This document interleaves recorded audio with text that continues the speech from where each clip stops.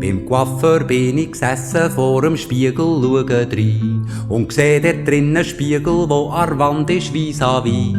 Und dort drin widerspiegelt sich der Spiegel da vor mir und in dem Spiegel wiederum der Spiegel hintenfür.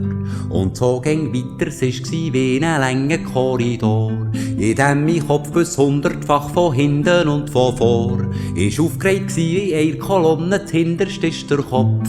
Ich habe ihn nicht mehr gekannt, so klein wie ein Golfenknopf.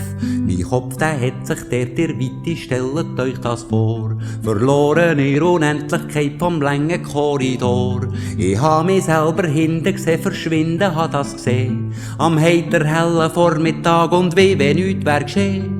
Vor Klopf habe ich mein Maul aufgesperrt, da ich im Korridor grad 100 Müller mit aufgegangen wie ein Männerchor.